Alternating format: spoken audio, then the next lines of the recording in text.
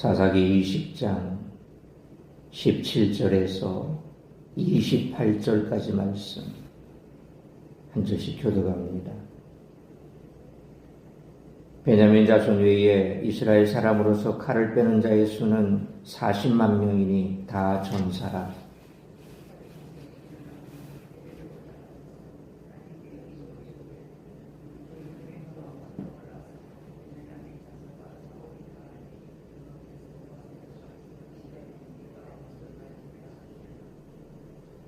이스라엘 자손이 아침에 일어나 기브아를 대하여 진을 치니라.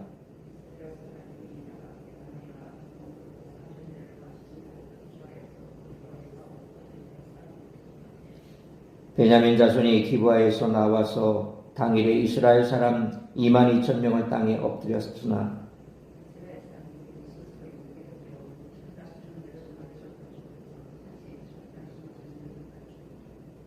이스라엘 자손이 올라가 여호와 앞에서 저물도록 울며 여호와께 여쭈어 이르되 내가 다시 나아가서 내 형제 베냐민 자손과 싸우리까 하니 여호와께서 말씀하시되 올라가서 치라 하시니라.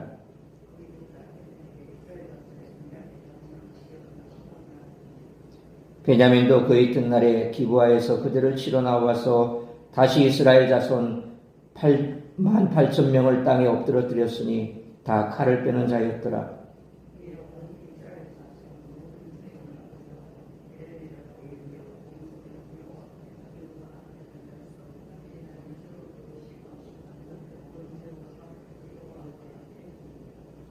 이스라엘 자손이 여호와께 물으니라. 그때에는 하나님의 언약궤가 거기 있고 아론의 점자인 엘르아살의 아들 비느하스가 그 앞에 모시고 섰더라.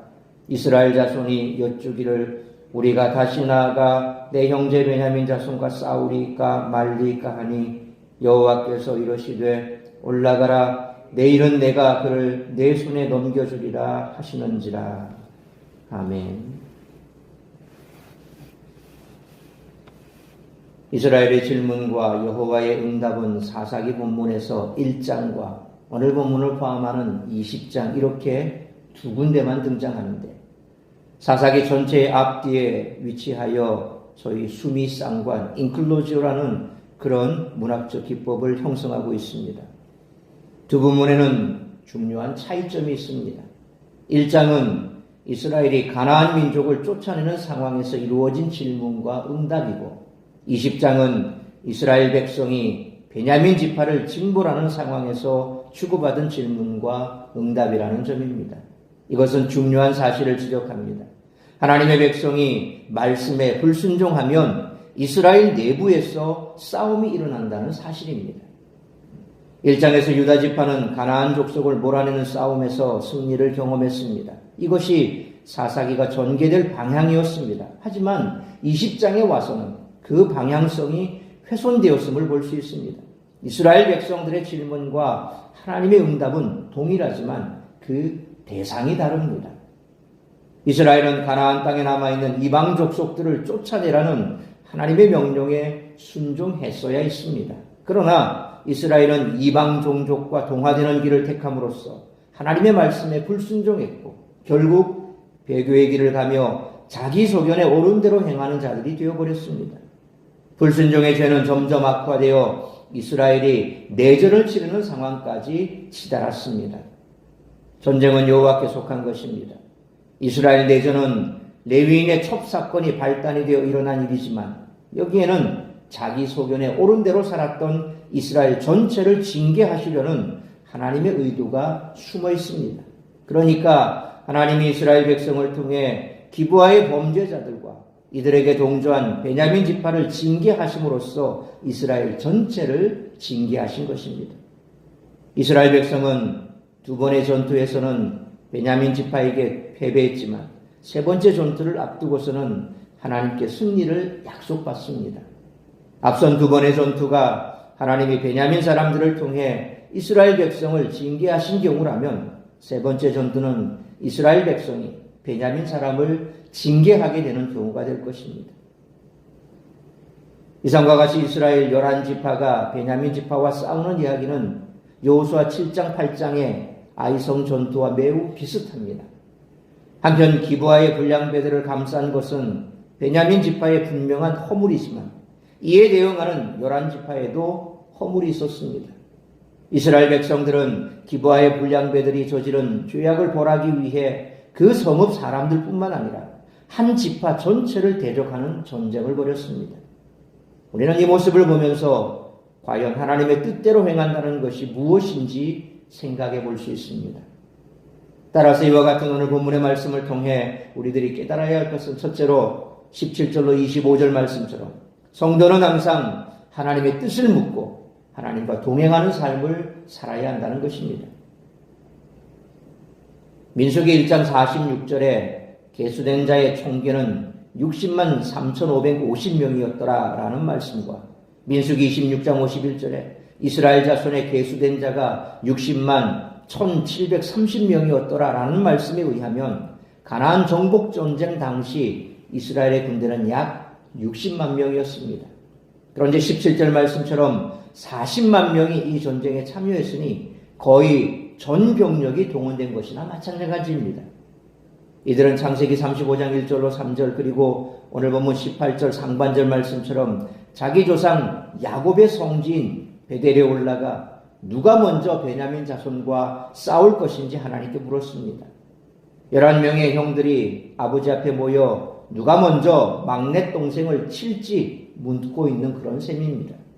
이런 18절 하반절 말씀처럼 유다가 먼저 가라는 응답을 받았는데 이는 1장 1절로 2절 말씀처럼 여호수아가 죽은 후에 이스라엘이 가나안을 칠 당시 상황과 일치하는 모습입니다.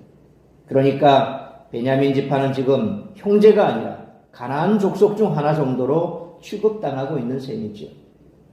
열한 지파는 19절로 20절 말씀처럼 하나님이 자기들의 편이라고 생각하며 마치 가나안을 칠 때처럼 베냐민과 싸우려고 전열을 갖추었지만 그들에게 주어진 결과는 21절로 22절 말씀처럼 패배였습니다. 23절로 25절 말씀처럼 이스라엘은 이런 일을 한 번 더 겪었는데 이는 마치 아이성에서 패배했던 이스라엘처럼 하나님이 그들과 함께 하시지 않았다는 사실을 증명해 줍니다. 하나님은 이스라엘 11지파를 패배케 하심으로써 베냐민을 포함한 이스라엘 전체를 징계하셨습니다. 하나님은 이렇게 해서라도 당신의 백성을 바른 길로 이끄신다는 것입니다. 여기서 우리가 생각해야 될 것이 바로 그거죠. 하나님께서 아무리 하나님의 자녀라 할지라도 그냥 꽃길만 걷게 하시는 것은 아닙니다. 우리가 자녀를 키울 때에 아이가 잘못한 일이 있다면 그 아이가 마땅히 깨닫게 하기 위해서 뭔가 체벌을 가하죠. 물론 그 체벌의 수준은 학대의 수준으로까지 가면 안 되겠죠. 감정이 들어가 버리면 그게 바로 학대가 되는 겁니다. 그런데 교훈을 주고자 아이를 징계할 때는 적어도 그 아이가 깨달을 수 있는 방법을 모색하고 또 그 아이가 과연 깨달았는지 안 깨달았는지도 확인하게 되죠. 하나님께서 우리에게 고난을 주시고 때로 우리가 세상 가운데서 참 어떤 경우에는 수모를 당할 때도 있습니다. 그런데 수모를 당한다면 수모를 당하는 사람 입장에서는 대단히 불쾌할 것이고 또 그 수모로 인해서 수치심도 느끼게 될 것이고 또 그것 때문에 많은 상처도 받게 될 것입니다. 그러나 적어도 그 이유가 하나님께서 내게 허락하신 것이고 내 안에 뭔가 문제가 있다면 그것은 분명 우리에게는 유익이 될 것입니다. 잠시 순간 내가 자존심이 상하고 또 그 수치와 수모로 인해서 내가 많이 비굴해지기도 하고 또 상처를 받기도 하겠지만 그러나 하나님의 뜻임을 깨닫는 순간 우리에게는 오히려 그것이 유익이 되고 하나님께서 나를 사랑하신다. 하나님이 여전히 나를 버리지 않으셨다라는 것을 깨닫게 되죠. 우리 자녀들도 역시 마찬가지로 내가 잘못했습니다. 라고 반성하게 되는 그 순간 그 징계는 효과가 있다는 것입니다. 하나님도 마찬가지입니다. 그렇게 해서 이스라엘 백성들이 분명히 올라가서 치라 말씀하셨지만 하나님은 그렇게 허락하셨을 때는 이스라엘을 징계하고 그들을 깨닫게 하기 위한 방편으로 최후적인 수단으로 그렇게 하셨던 것이죠.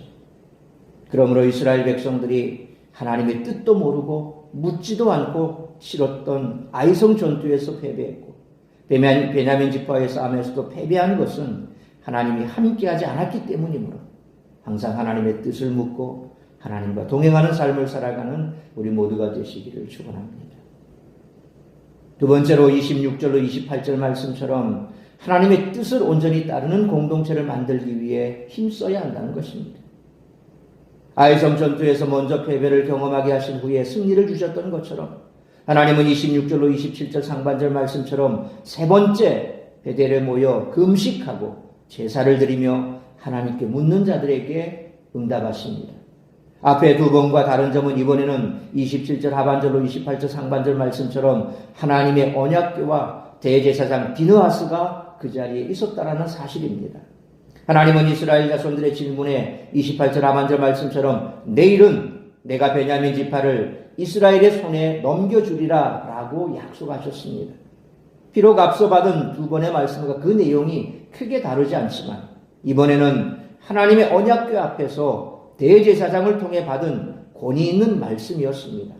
아이성 전투에서도 먼저 하나님 앞에 정결하지 않았던 이스라엘이 패배를 경험한 후에 아이성을 점령한 것처럼 이제는 베냐민 지파가 징계를 당할 차례가 되었던 것입니다. 사실 여기서 어느 쪽이 하나님 앞에 더 의로운가를 따지는 것은 별로 큰 의미가 없습니다.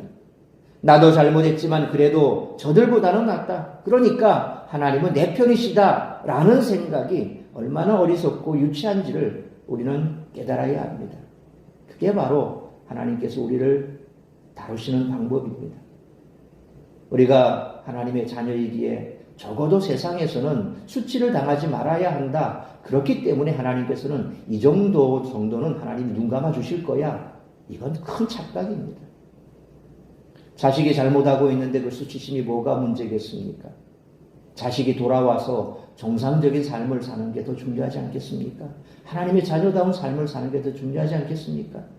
세상에서 잠깐 모욕과 수치를 당하는 거 그건 큰 중요한 게 아니지요.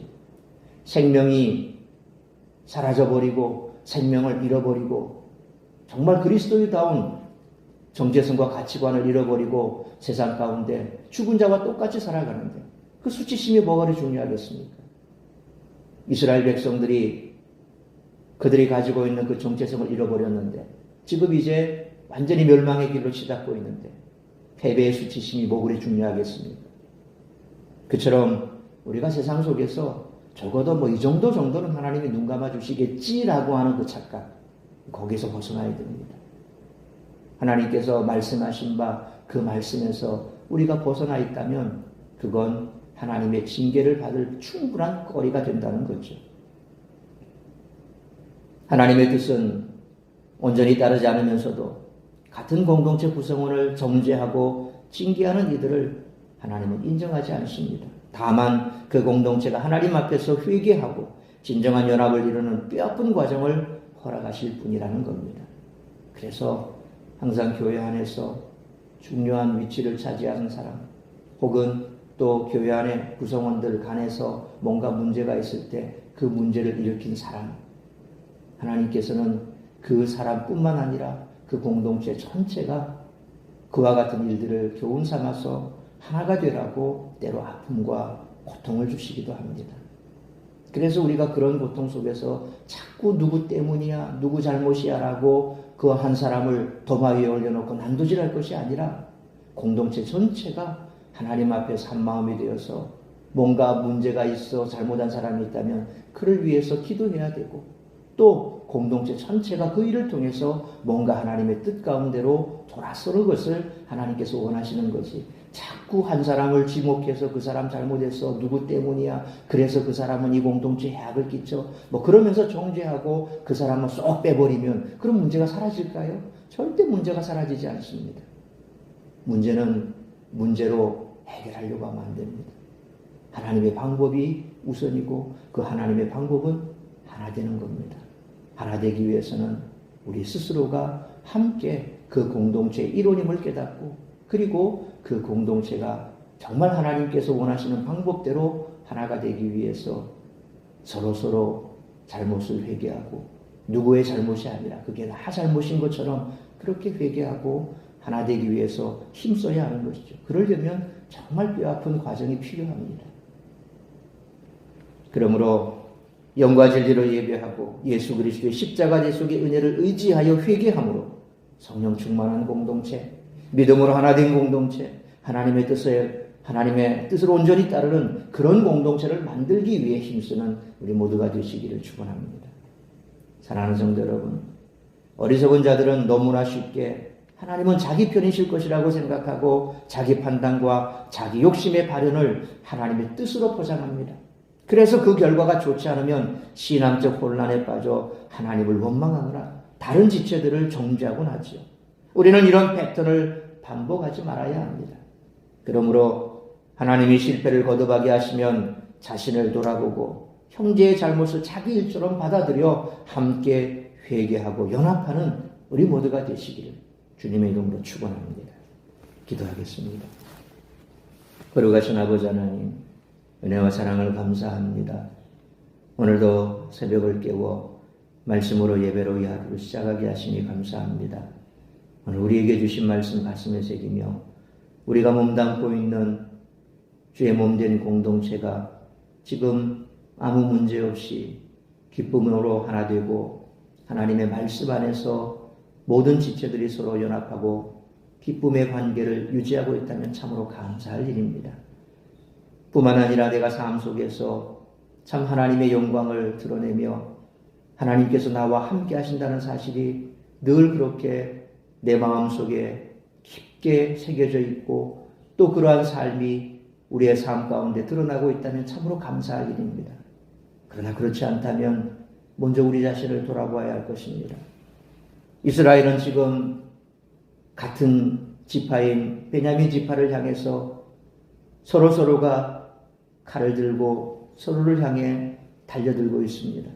그 원인이 무엇인가 그들은 돌아보기 이전에 자신은 문제가 없고 베냐민 지파만 문제가 있고 또 그들을 징계해야 모든 것이 끝이 난다는 일방적인 한 곳을 향해서 그렇게 치닫고 있는 그들의 생각을 하나님께서는 고치기를 원하시고 결국 2번씩이나 이스라엘은 패배하는 쓰라림을 맛보아야 했습니다. 우리가 이 땅을 살아가면서 내 삶 가운데 벌어지는 그 모든 일들을 내가 어떻게 바라보느냐에 따라서 우리의 삶은 또한 달라질 것입니다. 하나님의 징계가 속히 끝날 수도 있고 그 징계가 길어질 수도 있고 그로 말미암아 나의 삶뿐만 아니라 나와 함께한 공동체에도 영향을 미친다는 사실을 기억하고 오늘 다시 한번 우리의 삶을 돌아보면서 하나님 앞에 새롭게 결단하고 또한 우리의 삶이 공동체에 미치는 영향이 크다는 사실을 기억하며 공동체 안에 어떠한 문제가 있다면 그 문제를 하나님 앞에 내려놓고 돌아보며 하나가 되기 위해서 애쓰고 힘쓰고 기도하는 우리의 공동체가 되게 하여 주옵소서. 하나님의 뜻 가운데 있고 하나님의 말씀대로 지켜 준행하며 그리함으로 성령 충만하여 하나님이 기뻐하시는 아름다운 공동체, 하나된 공동체를 만들기 위해 우리 모두가 애쓰고 힘써 우리 사랑샘 교회가 참 아름다운 공동체로 세워질 수 있도록 주님께서 은혜 베풀어 주시고 우리 모든 한 사람 한 사람마다 하나님께서 주시는 은혜 가운데 날마다 성령 충만함으로 아름다운 믿음의 공동체를 만들어갈 수 있도록 역사하여 주옵소서. 오늘 이 한 날도 나를 통하여 이루고자 하는 하나님의 뜻이 무엇이며 내게 주신 하나님의 말씀이 무엇인지 그 말씀대로 지켜 준행하며 나아가는 복된 한 날의 삶이 될 수 있기를 간절히 빌고 소원하오며 이 모든 말씀 우리 주 예수 그리스도의 이름으로 기도하옵나이다.